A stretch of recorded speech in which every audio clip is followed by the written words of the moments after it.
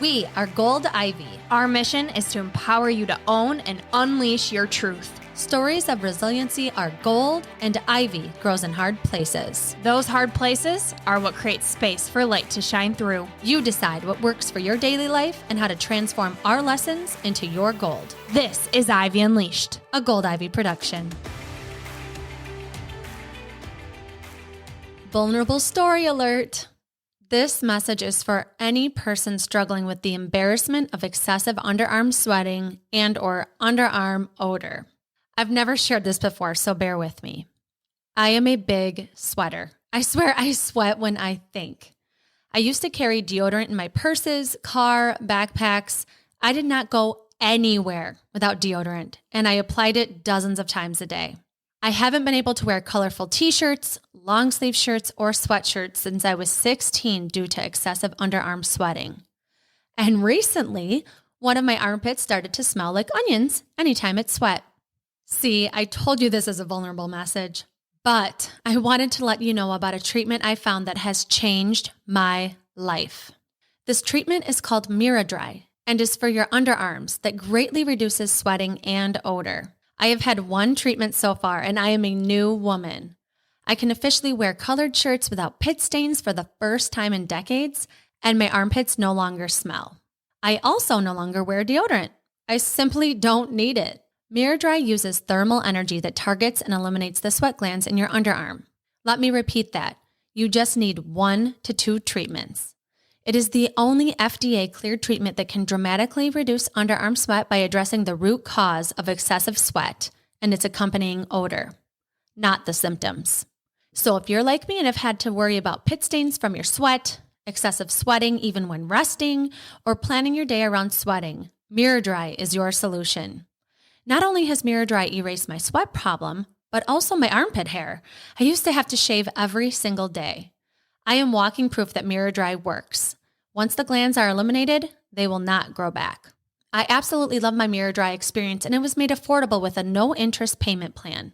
You can find a clinic that provides miraDry all over the U.S., so head to miraDry.com to see where the closest location is for you, and don't wait another minute feeling embarrassed about your body.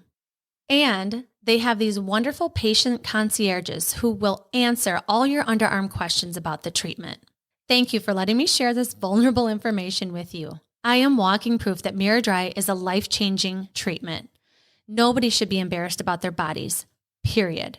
And if you want more information, miraDry services will be linked in the show notes, and you can also message me directly to chat more about it.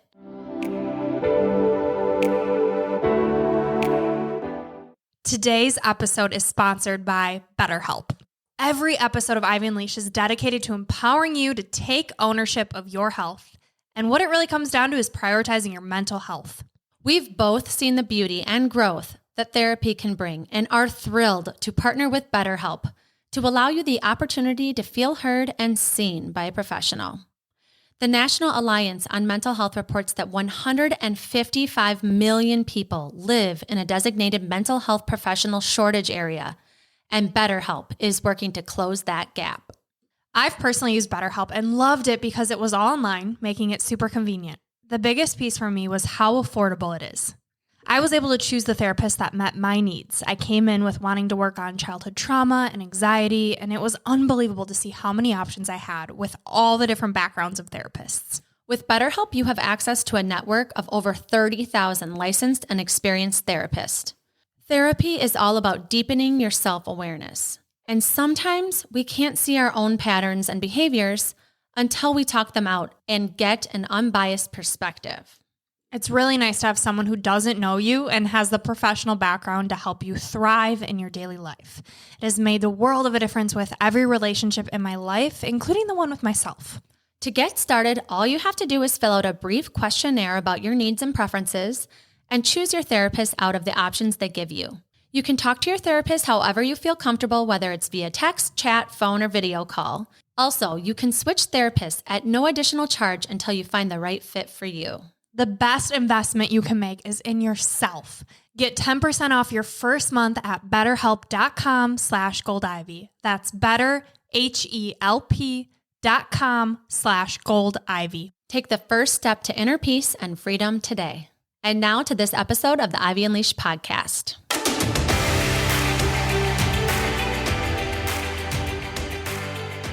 Welcome back to Ivy Unleashed. We are so excited you are tuning in today. Today is a big deal. Stories are important for Andrew and I. It's one of the reasons we created this podcast, to not only simplify health and wellness, but to share inspiring stories. We believe stories are what set us free. You can see yourself, you can gain ideas, tips from different stories. And over the last 3 seasons, we have been a platform for people to share their stories for the first time. And today is a special day because not only is someone sharing their story, but it's our first overseas guest in Cologne, Germany. Yeah. Asya Pritchard, welcome to Ivy Unleashed. Hello, everyone. You're so cute. We're so happy that you're here. So one day I was on TikTok and I was just scrolling through, and Asya came on and she was sharing her song that she sings. You have a beautiful voice. And what was interesting was while the song was singing, she was sharing her story about being diagnosed with autism when you were 7. And the song is resonating with people all over the globe about your experience with autism. And so we are thrilled to dive into what this song means to you, why it's so important for the world. And we would love to kind of hear your story, whatever details you want to share to have our listeners kind of learn more about you. The reason that my parents got me basically tested for whatever was going on was because I wasn't the most patient kid in school. I tended to zone out. I tended to just drift off. And I was super unattentive. My attention was anywhere but at the screen teacher at the front. Yeah, there were just some signs that made my parents think, okay, we're just going to get her to a child psychologist just to see if there's anything going on. And yeah, so we went to 3 different doctors, actually, because with stuff like this, it's important to have more than one opinion. And it's funny because I don't remember them being proper, doctor's appointments, because they kind of have a playful approach for kids. Yeah, they ask questions like how I was behaving like when I was a toddler, which obviously I couldn't answer because, my mother was then there to describe what she was seeing. And there were, little things that added up to the diagnosis, which is individual for everyone, but they then, started to see a pattern and then, set up the diagnosis, I guess. Mm-hmm. Yeah. How did that affect your childhood? Like, did you have to have different services or to be in different classrooms or anything like that? Any special treatment? I mean, the diagnosis in itself was actually in the beginning a big help for my family, for my parents, because then they were like, oh, that's why she's not really vocal on some days. That's why she sometimes struggles to have eye contact and stuff like that. So they had their why. They could name it. They had their reason and could start to treat me in a way that would help me interact with them and them interacting with me and stuff like that. For me, it was just a word, to be honest. I was just like, okay, I was shrugging it off. I was somewhat not really affected or like slightly confused. I was just like, okay, so I don't know, these doctors said that, this man and this woman, they said that, but I just wanted to go on with my day, to be honest. I was just 7. So at that time, it didn't really affect me or mean that much to me. I just wanted to play around, I guess. Yeah. Did you notice any differences with the way that you played with kids or anything that made you feel different? Oh, sure. Yeah. So one would say that I had like a more introverted approach to playing with kids. However, I would just say I was warming up slowly to the kids. I would then be comfortable to call my friends where I'd feel safe. I just needed some extra time to warm up with new kids at school or some new kids at the neighborhood, or when we actually moved house 2 to 3 times. So we did also, being the new kid, we did also move around, and then approaching new people, approaching new kids. I was slow to warm up, and quiet, really attentive, just leaning back and observing a lot and analyzing a lot. But once I actually found my kid friends and my people, it was almost the other extreme. I was then very explosive and very expressive and kind of extreme there, because once I felt comfortable to completely be my quirky, bubbly self, I was. So yeah. Yeah. And fast forward today, you're a musician, you're an actress. So what was that like, your career path to get you to where you are today? Oh, wow. So, I have to say, I'm one of those people where I have to say early on, I loved the stage and stuff like that. I know it sounds super cliche, but there was this one incident where I was just about like 3 years old or something. And there was this karaoke bar situation, stage show thing going on that my parents brought me to, and my sister, my bigger sister. And so they didn't expect that when the hosts were like, hey, if someone wants to come up and sing a song, they can come up. Me, being a little toddler, crawling up there and just singing along and grabbing the microphone. That was one of the moments where my family was like, what? She never does that. She never does intuitive, impulsive stuff like that. That was one of the things. And from that incident on, from that evening on, for example, outside of school or when there were school programs, it was very, very artsy. It was very artsy when it came to my hobbies. I went to a theater group. I started to learn instruments, so there was some musicality to it too. Yeah, until my how do you say? I guess A-levels, my graduation before uni was coming up, and this one lovely woman who was in my theater group, she said, "Okay, Asya, I'm going to tell you something now that I won't tell everyone at this theater group." So she set me aside. It was a private conversation, and she was like, I'm going to tell the other kids that they're great at what they're doing and that they can, keep on acting and playing in plays.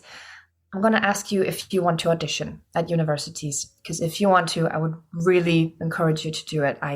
She really encouraged me there. So I did. So I went auditioning for universities. Primarily at the first place, it was for musical, and then it started to deviate, I guess, into acting.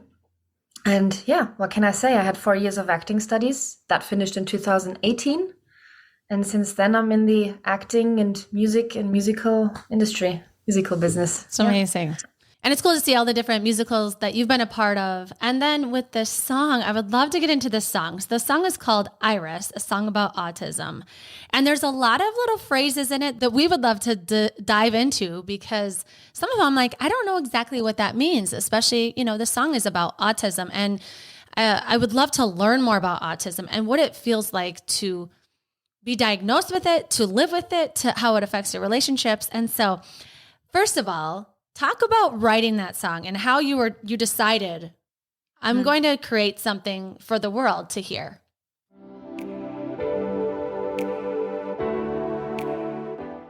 What if we told you you could reset your metabolism and transform your mind and body in just 30 days? For the first time ever, we're giving you full access to the metabolism reset tools we swear and live by. When you make the investment in yourself and join us for a Sculpted Summer, our virtual program, June 1st to June 30th, you'll receive the motivation, accountability, and tools to take care of yourself all summer long. Not to mention helping you get in the best mental and physical shape of your life. Here's what to expect. This program is broken down into 3 phases to allow you to slowly build foundational habits around exercise, sleep, stress management, and nutrition. A Sculpted Summer consists of a daily plan along with efficient workouts, easy recipes, our meal planning template, sleep hacks, and our best strategies to cultivate inner peace.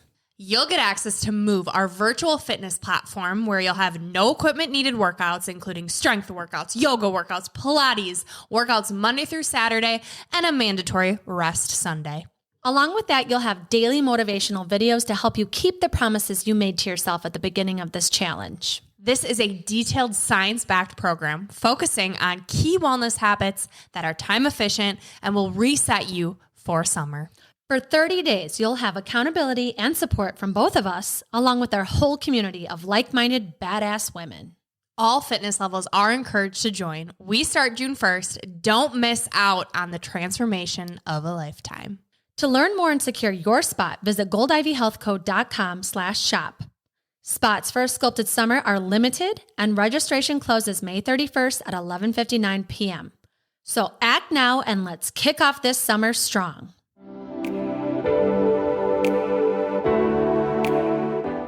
You all know we're always sharing our favorite items that improve our health and help us feel better. So wait until you hear about this. Nano Fit Water. Nano Fit Water is alkaline water, which means it helps neutralize the acid in your body. It's triple filtered, which reduces unwanted chemicals and toxins. It's supercharged with nanotized oxygen, which hydrates the body at a cellular level. And it's all natural, meaning there are zero additives or artificial flavors.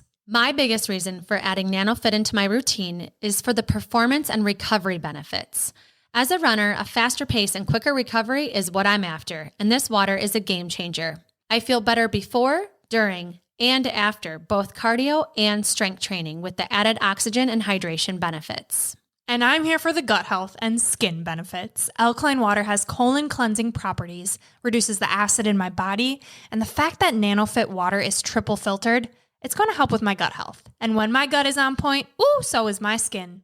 I'm against the waste of standard plastic water bottles, but NanoFit water is in 100% eco-friendly aluminum bottles that are shipped to your door by Amazon, taking the shopping hassle out. No more water bottles taking up a ridiculous amount of space in your cart or having to carry the heavy weight into your car and home. You're about to see NanoFit everywhere. They're in Starbucks, Kroger, hospitals, and making their way to stores near you. We're thrilled to share its health benefits with you today, so you can ship NanoFit water right to your door. NanoFit's mission is to help you feel better, function better, and sleep better, which we all want. So head on over to nanofitwater.com to order your case. It'll ship through Amazon, and use code GOLDIVY for a discount. Fit your lifestyle with NanoFit water. And now back to the show.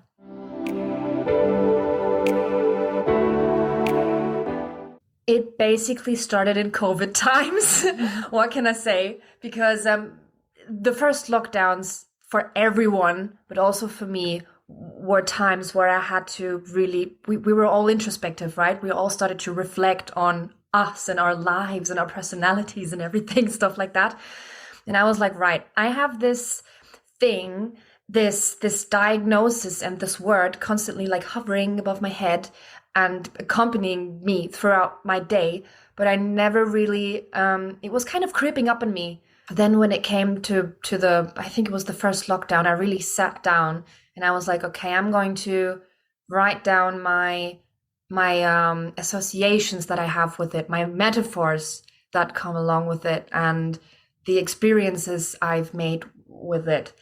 So I not only searched inside, my head, but also on the internet when, like on, I don't know, comment sections and forums and stuff, I started to just read about other people's stories that are on the spectrum, and I kind of also collected little bits and pieces there. And I have to be honest here, the real like, how do you say, the real catalytic incident, right, that got me into I'm gonna sit down and really create the song was actually a fight I had, a discussion I had with my then boyfriend. And the discussion kind of ended with the sentence like, Asya, sometimes I have the feeling that although you're not actually like this, you sometimes seem like you're so cold, as if your heart's like made out of stone. Like, what's going on? And being super frustrated, it was one of those kind of fights that just kind of didn't really find an end, and we would get a timeout, and I just grab my ukulele. So that's why the song starts with, "Don't you know my heart's not made out of stone, it's made out of clay," right? So my response to all this, plus the fight situation that I still had in my head, the response to this is the start of the song. And it just went on from there. I just needed my beginning, right? I just needed the first lines. And once I found the little tune, it just, it kept on going. Just the flow state was there. So yeah. Would you say that's a common misconception, or that, people perceive anybody with autism that they don't have feelings, that they're not empathetic? Like, is that common? So, yes, I believe so. My approach to this is, there's this phenomenon. I think that when someone is overwhelmed with something, they tend to shut down. And I think this comes down to, facial expressions, emotions, processing things. This comes down to that as well. I was actually watching a show on Netflix called Atypical, which is also about a boy on the spectrum. And there was this inner monologue going on in one scene, and he also picked up on that. And he was like, yeah, many people say autistic people don't have feelings. I sometimes think I have too many. So I can't speak for everyone, but I sometimes have the feeling when someone is overwhelmed with, sensory stuff, visual stuff, hearing, plus, that's just the outside world, plus processing inner emotions, then when someone tends to just shut down and just kind of relaxes their face for a few minutes and just tries to recalibrate again to the world, those are the moments that are perceived as, why are you not responding? What's going on? Why are you not reacting to me? I do think it's kind of a misconception going on, the miscommunication going on at that point. That's such a beautiful way of explaining it too, where, typically when you are on the spectrum, like you said, stimulation from the outside, noise is like your ears are more sensitive, everything just more sensitive. And so it's like an overload. And then you have to process what's happening, and then you have to think about your face. And so I know that's something you talk about on TikTok too, is masking. And I would love for you to talk about that. I want to dive more into the song, but I also want to talk about masking. Like, what is masking and how does that play into autism?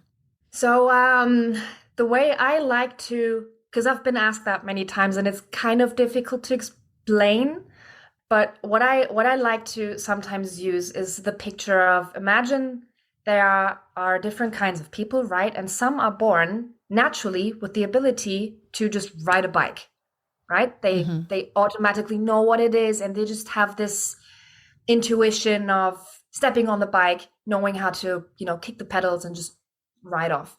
Some have to learn that as a skill, riding the bicycle, going like, okay, this is a bicycle, this is how it works, this is how I sit on it, this is how I hold my balance, and this is how I can accelerate, and then I ride my bike.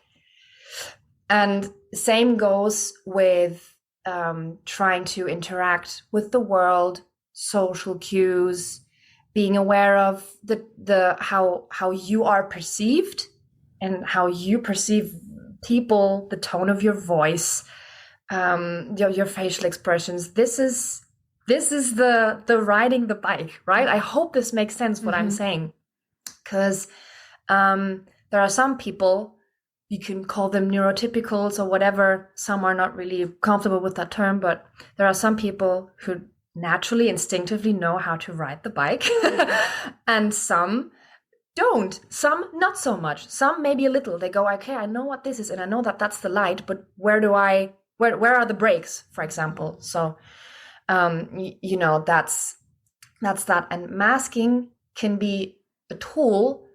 When you learn to ride a bike and there are those little wheels at the sides helping you training wheels. Exactly. Yeah. I sometimes see it as a tool that helps you just trying to understand the world more, and also, best case, people understanding you a little more.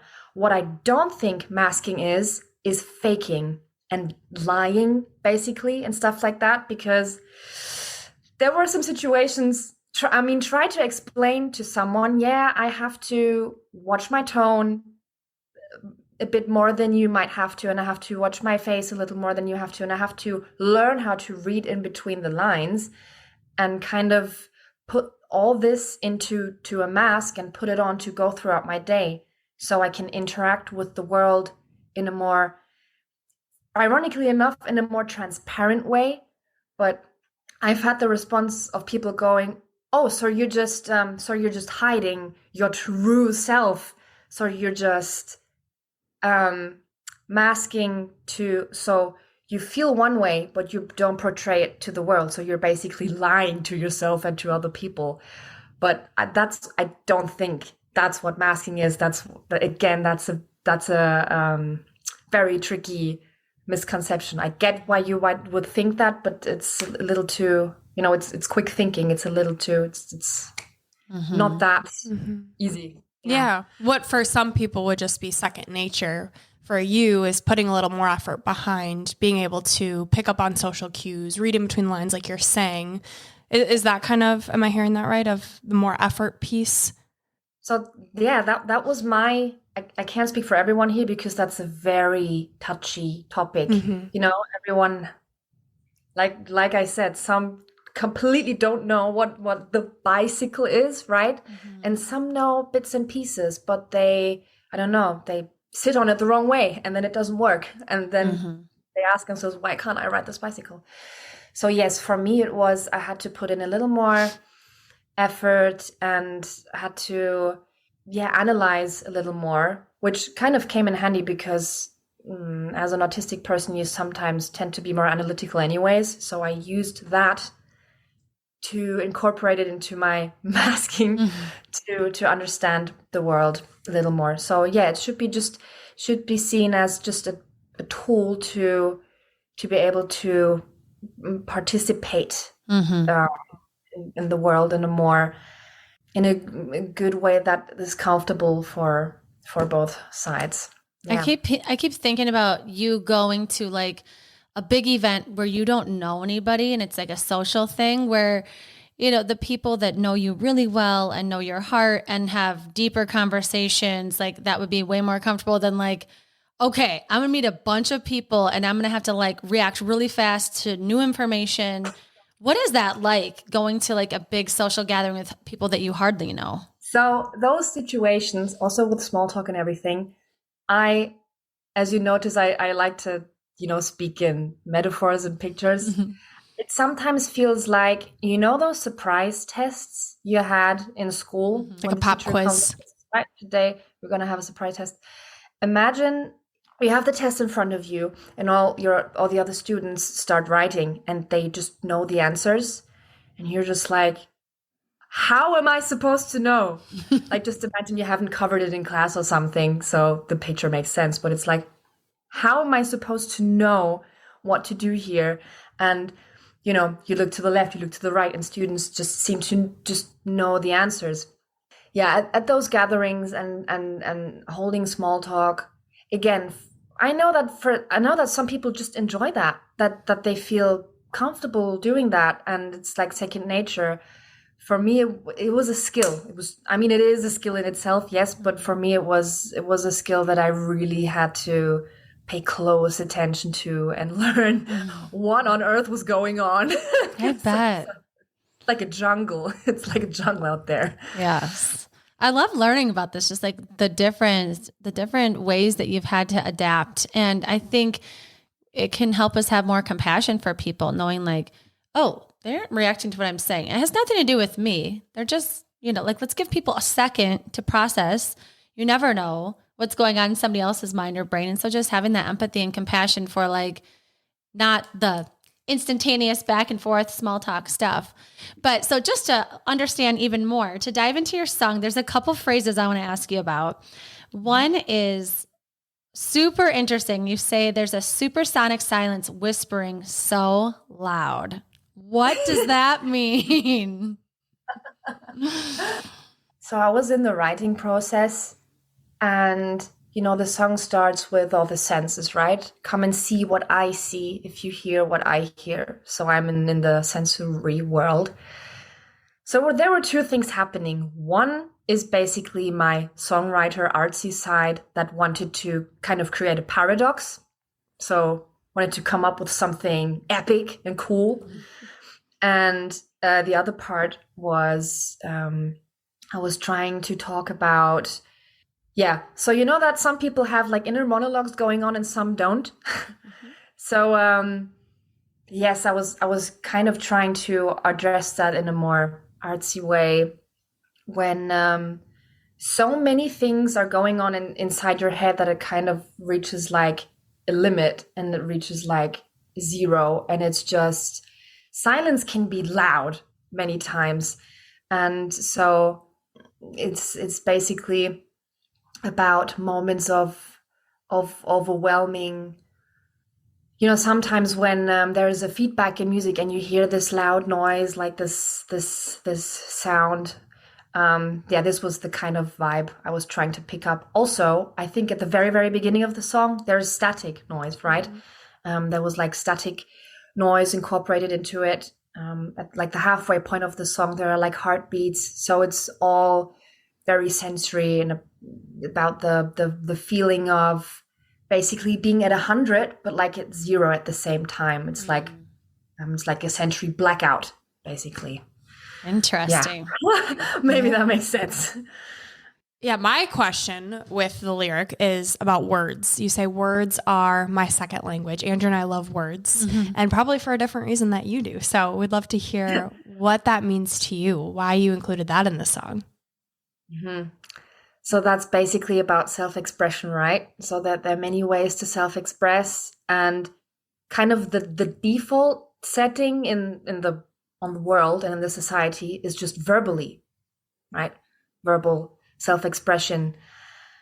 Yeah, and this is just something I find myself in situations many times where I, having mixed emotions about something or feelings coming up and you can't quite name them yet. You can't quite address them yet. You have this feeling and you don't quite know what it is yet. It's just like developing and it's just forming. I mean, one of the reasons this song probably exists is because another form of self-expression is song, it's music, which sometimes is an easier let out, right? An easier, how do you say? Release. Yeah, easier way to, an easier release, exactly. Words are my second language. Yeah, that's... When you say in a land where words are the only thing that keeps it from falling apart. Yeah. What does that mean? When it comes to conflict, right? In anything like politics, relationships, friendships, it's so important to learn how to use your words. And it's so important to learn how to communicate. I mean, of course, right now I'm thinking about people who like mute and sign language and stuff. Of course, I include all of this as well. This is not just for people that are verbal, that are able to be verbal. But in this society and everything, when we want to solve conflict, when we want to find solutions, when we want to set boundaries, when we want to address things, we have to use our words. So this is what keeps it together. So when you find yourself as a person struggling with exactly that, because in your head and in your heart, you know exactly what you want to express, but you just sometimes don't find the words for it. That's a big clash. That's a big, tension.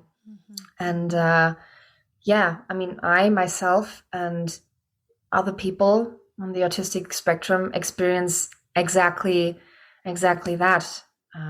And the outlet of that tension can have many faces. It looks many ways. Yeah, I would love to talk about that, what that feels like when you've had a tough day, right? You're overstimulated or you feel really misunderstood or people look at you weird because like you're not reacting the way that you know that they're thinking you should react. What is that like? What is a tough day like for you and how do you have that release? Mm-hmm. So I like to call that like a, I mean, that's actually, I think, a term for that. It's like a sensory hangover. It's like a nervous system hangover. And those are the days where I come home and afterwards I realize, I kind of overstepped my boundary. Like this could have been a day where it starts with very busy grocery shopping, and lights and people everywhere. And then maybe a spontaneous, unexpected meeting, which can be exciting. It depends on the context, who it is and what for and everything. And I don't know, maybe a stressful phone call or something like that. And then afterwards, it's just like a sensory hangover. And I just realized this is a very specific type of tiredness, right? There is physical tiredness, mental tiredness, whatever. But this is like a very specific kind. And yeah, I mean, the only thing that helps for me, it's really, really, really important for me to know how to calibrate again. And my key word for this is basically like my own breathing and my own as proprioception, which means knowing where everything is in your body and being able to sense that and address that. Yeah, finding little, if it's really dire, it's like, if it's like really heavy, I have little exercises that help me unwind and calm down again and basically arrive in my body again, because, you're all over the place at the end of days like these. Yeah, I think that's something that everyone can relate to, right? Is that idea of a nervous system hangover. I've never heard it that way, but totally, of needing to recalibrate. Something's off. Maybe it's just sleep. A lot of times it is your breath, right? Getting into that breath work, those tools that you recommended, so powerful. I love that. And yes, that's something that everyone can relate to. The song is something that not everyone can relate to, but a lot of people are, right? You're giving a voice to the unheard people on the spectrum. So what has that been like, the impact that your song has had on so many people? So releasing this song, releasing Iris, I was at a point where I was just like, okay, I will just get this song out there, not knowing how people will react. I mean, it sounds nice, right? It has this spacey vibe and it's like a slow, chill song. So maybe that's going to be good. But other than that, I was just like, I have to get this out there. Also, I mean, there was like a little, I did this also for myself. There was like a little ego approach there to go like, okay, I have processed my experiences with this in a song and I just get it out. It was like a whole birthing process. It was just like, done. I get it out. And I was just like, oh my God, how are the people going to react? And what moved me to tears was the love and the acceptance and understanding, and also like curiosity and openness I received. I received the sweetest messages from all kinds of people. Also, like the age groups were like really, really different, really, really diverse. I had people my age going, I've been thinking about this for a long time, and the things you describe in your song, I was thinking about maybe talking to a professional about this anyway, and kind of not being closed off about this anymore, and not being ignorant towards this anymore. I want to think more about this topic, where I was like, wow, good for them. Oh my God. And also, parents who wrote to me and said, my son or my daughter, my nephew, my cousin, whatever, is on the spectrum. I have a hard time connecting with him or her because of reasons, or we don't really get to talk, or when we talk, there's no real conversation going on. Your song helped me understand them more. Or also, I had a message going like, we both, like my son and me, were listening to your song, and since then we just have this common ground, and we have, it just connected us. We have more to talk about now. We kind of start from there, and our relationship is better now. Where I'm like, oh my God, I can't believe that I really didn't think my song was capable of doing that. I just thought some people were like, oh, that explains many things. Okay, Asya's autistic, right? Okay, moving on. Yeah, also, I have to mention this, which is really, really heartwarming. Old friends of mine from, I don't know, primary school, or, friends people I haven't seen for like over 10 years. Also the ones you really wouldn't expect to write you, to contact you, they did. And they were like, wow, I heard your song. And then they bring up memories, and they just start to talk about their perception of you and what they think now. And there was this big, I don't know, almost like this full circle moment. And like, yeah, that was really, really beautiful. I really didn't expect that. It was such a gift. That's amazing. I keep thinking too of just like the gift of you understanding yourself more helps others understand the people they love more.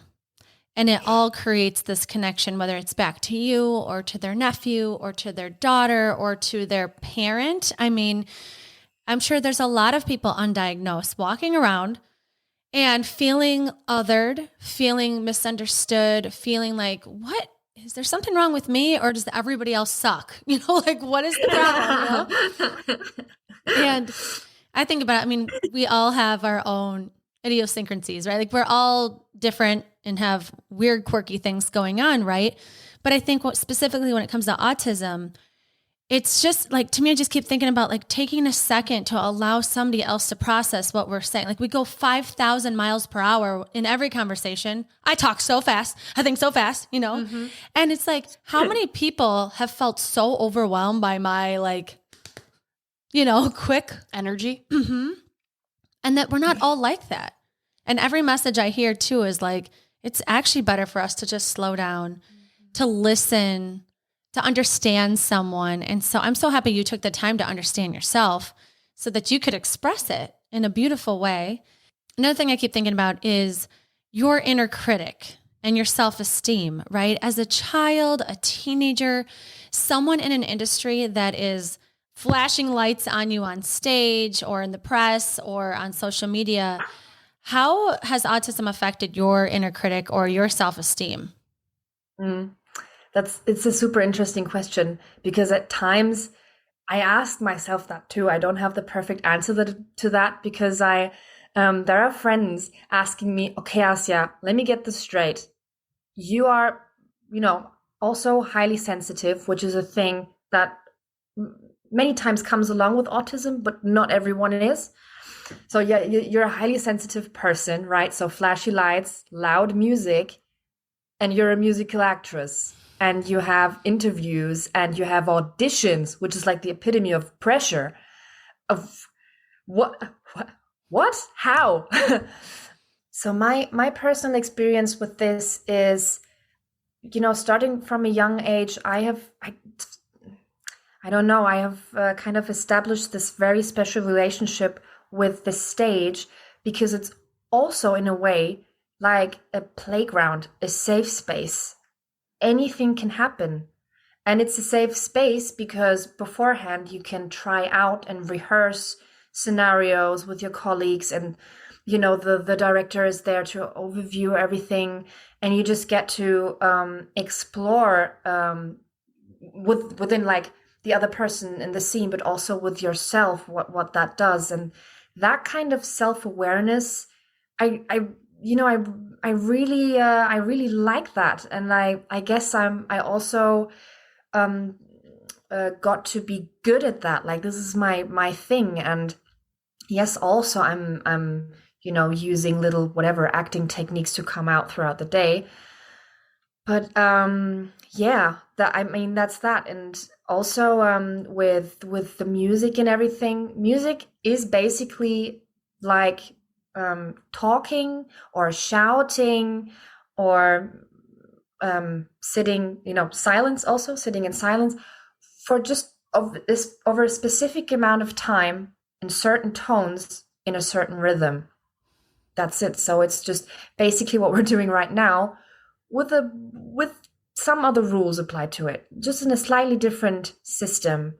And mostly, which is why I love musicals so much, when there is a scene and they break out into song, for me, they are like entering a parallel world, a parallel universe where they share what's going on underneath the surface. If the musical is written well, that's what happens. And for me, that's my opinion. So yeah, that's why I love this so much. And yeah, there were times where I was like, how if I sometimes struggle to speak, struggle to read between the lines, struggle to have eye contact, and I don't like flashy lights and loud music, how am I able to thrive in this industry? But I'm funnily enough, this paradox, sometimes it seems like it's a paradox, but one thing kind of fuels the other thing too. Because in my case, I guess basically being an autistic actress, and I mean, I'm not the only one in the world, is once you know, find your strengths and weaknesses, and I've learned to know mine, you can then have your very specific way to deal with said auditions or with the flashy lights.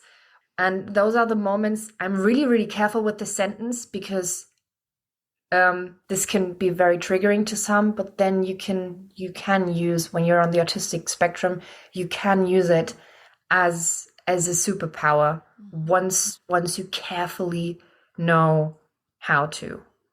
Yeah. Mm-hmm. I think that's the beauty of your self-awareness, right? You are so tapped into who you are, your gifts that you're calling them now. And when that inner critic does get a little loud, or the self-esteem might be a little low, you know when it's happening because you're so tuned in, and you know what tools you need to use to get you back into that higher self. Am I hearing that right?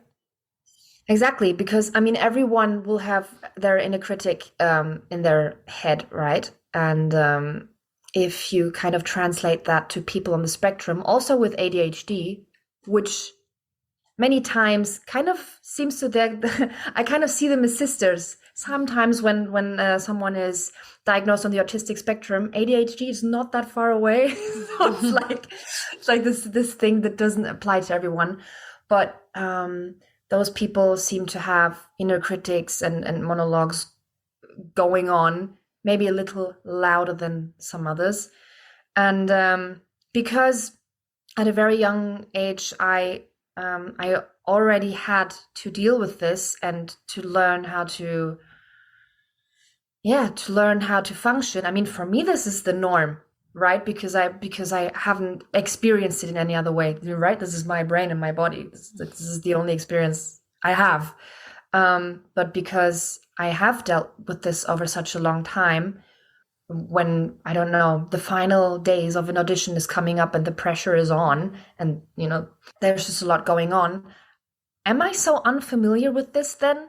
I can go like, wait, there are little moments that remind me of things. I know this. Wait, maybe I can try out things to deal with this. Am I making sense here? You know, I try to find things that I try to see patterns, basically. Mm-hmm. Sometimes it works, sometimes it don't, but Do you ever have it where it flops? Like you had to think too fast and you couldn't, and it didn't go well, and you beat yourself up about it? The thing with me personally is when I start to overthink a scene. Or when I prepare for an audition, and there is this sweet spot.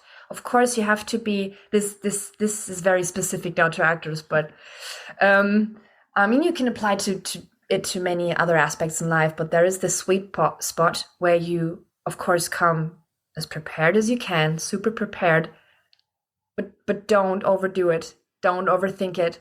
And I sometimes tend to do that because that's what I know, right? Analyzing and trying to find out more, and then being in my Sherlock detective mode. This is then kind of stripping me from the vulnerability that is actually good, that I would need to have in order to have an open mind and an open approach to the scene when the audition comes up. I feel like that feels like life. Like that is life. Like you can be prepared for other people's behaviors. You can be prepared for what you're walking into. But in general, if you're overthinking everything, you can't enjoy, you can't have the magic of what could be, right? If you're too structured and you're not in the present moment. yes. So I feel like that applies to everybody. Mm-hmm. That's so interesting. Asya, I'm so glad you're here because what we really want to understand is what it's like to be you. We want to know what it feels like. We want to be able to connect more with others and what it's like to be someone that loves you. When you think about what people don't understand about autism, or for someone that loves someone with autism, like, what would you like to say to them? So I'd say, yes, of course, there is like research done about autism and stuff like that. And it's a big word. But at the end of the day, keep in mind, and this goes for anything, if that person is, I don't know, this maybe sound very extreme, but trans, HIV positive, or have, something that accompanies them, don't lose your curious, loving look over that person just as a human. And you're good. Like from many, many things can derive and can flourish out of this. I mean, as long as you just stay curious and ask questions, you might not get the answers, but the mindset behind this is what can make the person feel more just seen and understood, just because you've asked the question. And you've said before that you had this like little reflective moment where you were like, oh, I sometimes speak so fast and think so fast, and I can think about slowing down. I would even broaden this and go, there are probably people who are even faster than you and louder than you. It's more about like the tempo and the tone itself, just being aware of that in general, and just going, oh, okay, what even is the norm here?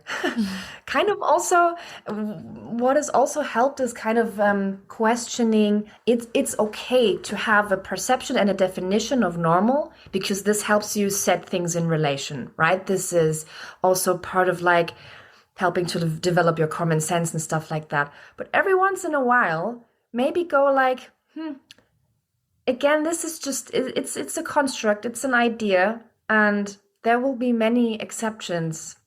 And that's fine. That's beautiful. If everyone would be literally normal, that's freaky. That would freak me out. So yeah. And if that's okay, I would also, my message for people who maybe feel like me and I identify with the same experiences that I have, I would like to try and give an answer to that as well. Mm-hmm. And I mean, this answer feels a lot like the, answering to your inner child and this kind of exercise that you do. But I think at the end of the day, it's super important. I kind of sometimes lost track of giving myself more time to understand myself. Like, I'm 28 now, and there was this time at around, I think like 17, 18, where I thought that I have to have myself figured out, because that is the responsibility as an autistic person that I need to have, so I can communicate this to others, so they can communicate with me better. So that is the pressure I had on myself. I have to understand myself better. I have to have this all figured out. And so if someone comes up to me and asks me, and if I'm like, oh, there is already someone who is interested, this is so great. No, I have to deliver. I have to give them the answers. It's okay if you don't. No one can really, especially, at that age, can really do that. Or even if you're double my age, there is no time limit where you need to have that thing that accompanies you completely figured out. Not even scientists are even at that point. Like, this is not, you can shift your focus. This doesn't have to be the responsibility as I thought this was for me. But funnily enough, the more I thought about those things that make me like really individual, right? Like just me, just Asya, and very specific, where I was like, I bet this is my individual experience. The more I expressed this and, put it in a song and stuff like that, this is the exact moment where people were like, oh my God, I'm so glad someone says this. I know someone who feels like this, or I've never vocalized this, but I feel like that too. So I think it's actually those very, very specific, quirky moments where you think, okay, no, I guess this is like super specific and super special. Those are the moments where someone lifts their hand and actually go, funny, yeah, me too. I understand that. I'm so glad you listened to that, because a lot of times, like you said, it's quirky. You feel weird. You feel like, look, should I be doing this? Like your music video is so unique to you, right? But people are resonating with it, like you said. And I think you expressing that artsy, quirky side of you, it speaks to people. You have a gift. And the way that people can understand it from there, you can't really put words on it, right? It's magical. So I'm glad that you did that. And we would love people to be able to find where they can access you, your song, where they can hear you. So can you share where everybody can find you? Sure. So, of course, you can find my song on Spotify if you search my name, Asya Pritchard, or Iris, a Song About Autism. You can buy it on Apple Music if you want to.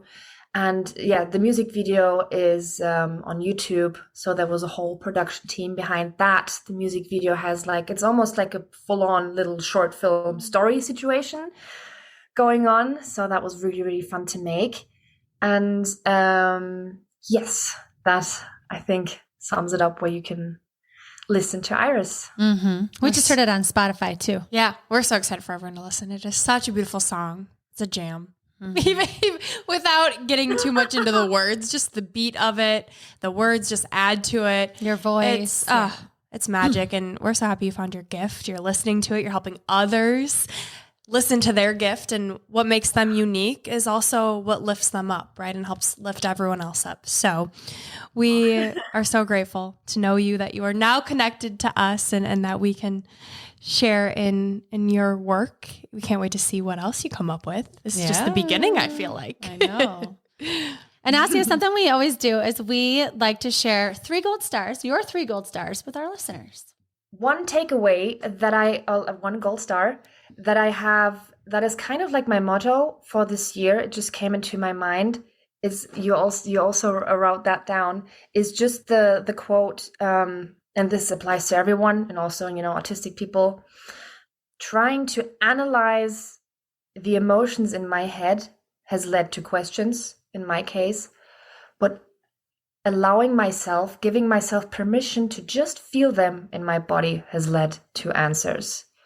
It's okay. Feelings are meant to be felt. That's their job. Don't try to apply feelings to a different job other than for them to be felt. Yes, trying to learn that and relearn that and deconstructing that. That's one gold star. The second gold star would be, this might be more difficult to apply when someone is still in school and still in uni. But once I allowed myself to, not be normal, which again was easier once I stepped out of, school and uni and stuff like that. And once I actually, and this is possible, that's the beautiful thing. Once I actually found my people, okay, in my case, it's just, really artsy actor, musical people. Once I found them, embracing those exact things that make you think you're not, worthy of belonging and acceptance, were exactly those things that got me in. And people welcomed me with open arms because they related to it. Chances are high that those things that make you feel unrelatable and not really approachable, those are exactly the things that make you human and vulnerable. Vulnerability is a terrifying thing, but that's actually the superpower in itself. Yeah, the super glue that glues humans together. Love that. Okay, so to my last gold star. Ooh, as soon as you go, but what if I might be surprised? Like asking yourself, what if I'm up for a surprise once I approach a person, and let's see if I anticipated the story that will then be presented to me once I ask. And I assure you it's always something different or even more than that. Yeah. I guess that's what I want to say. Yeah. Well, going back to what you said earlier, curiosity, right? Instead of coming from a place of judgment, we come from a place of curiosity, and that's ultimately love. Those are awesome. I love it. Okay. Our next segment is Unleashing Ivy. So these are 3 rapid fire surprise questions. Okay. Are you ready? Okay, my question, because I am so impressed and inspired by all of the self-growth you've done. You're 28 years old. And so I'm curious what that looked like for you. Were you in therapy? Did you have journaling? Was it the songwriting, the creative process? Like, what have been some key things that you've done throughout your life thus far to help with this awareness and self-growth? Oh, yeah. So one thing that helped me is that last year I found a coach that specializes in ADHD and autism. And she's not qualified to call herself a therapist, right? It was more like a coach and a mentoring thing. And she is specialized in that. And she helped me a lot and gave me tools and names and like, oh, this phenomenon, that's fine. This is called this, and this is what your brain does then, and stuff like that. This is what helped me. Naming it. That was one of the things. So for me, the thing with journaling is some days it works, sometimes it doesn't. Sometimes I just then start scribbling in my journal, and it's not pretty, but it just helps me unwind. So the thing with journaling is like a so-and-so situation.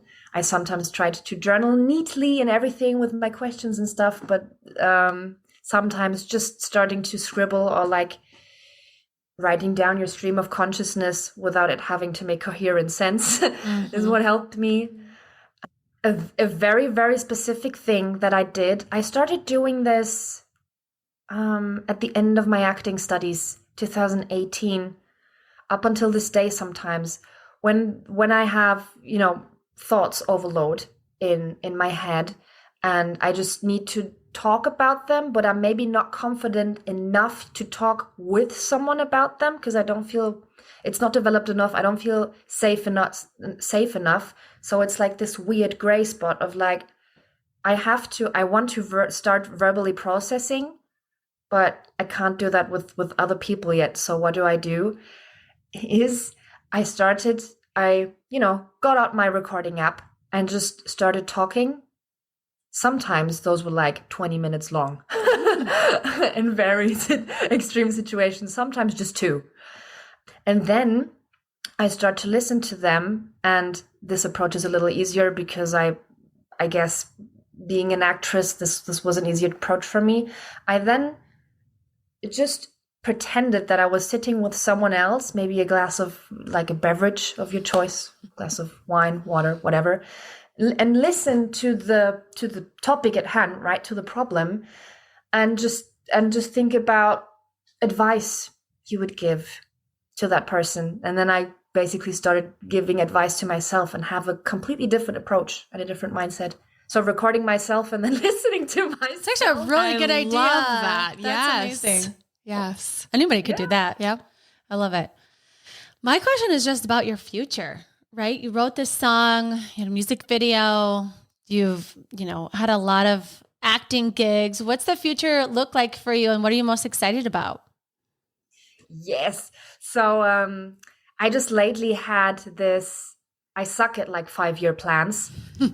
And instead, I was just like, what are 3 things in general that I'm really excited about that I would love to be doing? Like these things that you think about and then you get all excited in here. Those are the things you have to That's another unofficial gold star. I should have said that earlier. Don't lose that sense of excitement you get when you think about things about the future. You have to hold on to those. And three things for me are although I'm already, establishing myself in the musical industry, I still want to be part of an ensemble of a big musical. Like I'm thinking be it in Germany or like West End, maybe even Broadway. I don't know how to get there yet, but I gotta say it. Like I'm also a musical actress. This is what I want to do. Maybe in the ensemble of Les Mis or something. I just want to be there and then cry of happiness because it's so amazing. That's one thing. The second thing I'd like to be also doing in the future, and I have done parts of it, like little gigs and little jobs, is voice acting. I really love voice acting because the approach and the kind of work is like with a huge attention to detail, right? And you're in your vocal booth. It doesn't matter what you look like, which can be a big plus. And you just focus on little nuances in your voice, and you give characters your voice and stuff. I love that. Also, as an autistic person, I can just look the way I look and completely hyper focus on something and get paid for it. Yes. Awesome. So I think I maybe be really good at that. I would love to be doing that. And the third thing is keep on writing stuff, writing on songs. I could also see myself in a team of people, right? I don't know if they're like ghostwriters then or other songwriters, creating a play or a song, or maybe creating a musical. I'd love to be on the creative side of things and write something there, write musical or write lyrics to them, or also translate, because being bilingual, that is also helped, translating in German or in English back and forth. Those are the three things I'd love to be doing. Love it. It's exciting. So exciting. And you've got two biggest fans over in Minnesota. Can't wait to watch what you do. Cool. All right, our last question, Asya. If you could go back and tell younger you one thing, what would you tell her? Oh my God. I thought about this question so many times, man. Okay. So I'm going to say, look, I won't deny that the road is going to be tough. Like it's going to be crazy at times. It's manageable, but many times so, uncomfortable in many aspects. Like not even the autism thing, many aspects in life. Like it's gonna be such a bumpy ride. But you don't need to think that me talking to you now as a 28-year-old and you being whatever, let's say she's like 7 years old, just after her diagnosis, you don't have to think that I am smarter than you. You don't have to think that I have it more figured out than you. The thing that little Asya or our little inner children already think about and feel about and you have much more in you than you think right now. Like maturing doesn't always mean, yes, it's nice thinking about being the better version of yourself and being better each day, but you don't have to cut the connection to the things you already felt and you already knew as a child. There is so much power and magic in those things. Like little Asya has many things figured out, and I kind of started to not take that seriously and look up to the big people in the world that have everything figured out, and I want to be like that one day, and I want to know that one day, and stuff like that. You don't have to think so little about yourself just because you might be little now. Like, I love that. I think that's so beautiful. And yeah, and that's like who we have to take care of, right? Because that's who we think about our whole life as that little kid, how we felt then and what needs weren't met then. And so if we could speak to those little people, which we still can, right? Inner child work. So That was beautiful. Thank you for sharing that. I just wanted to express thank you so much for having me. All right. Thank you so much for this opportunity and the interview and the exposure and your listening ear, and that your passion behind this, that you say to yourself, this is what we want to do. We want to give those people a voice. We want to give these people a voice. And those are the topics worth mentioning and listening to. This is just makes me emotional. Oh, it makes us emotional too, because you are so unique, and the way that you've listened to that and exactly what you just said, it makes me emotional thinking about, you're so othered as a kid. What makes you so weird? What makes you feel like left out? What makes you feel like you're not a part of something? Eventually becomes your superpower, but it's that space in between that it's challenging and it's your journey to figure out, right? And that it builds character and all these things, but it doesn't mean that it's not really hard to go through. I can't imagine what you've been through with feeling othered or feeling like you don't belong. And so I'm just so grateful that you're tapping into it and you're creating what you're creating. So thank you. And the last thing we do, Asya, in every episode is share your piece of gold, a quote that speaks to you. So it's Arthur Ashe, start where you are, use what you have, do what you can. This is GOLDIVY signing off. Listen to your truth and go chase your gold.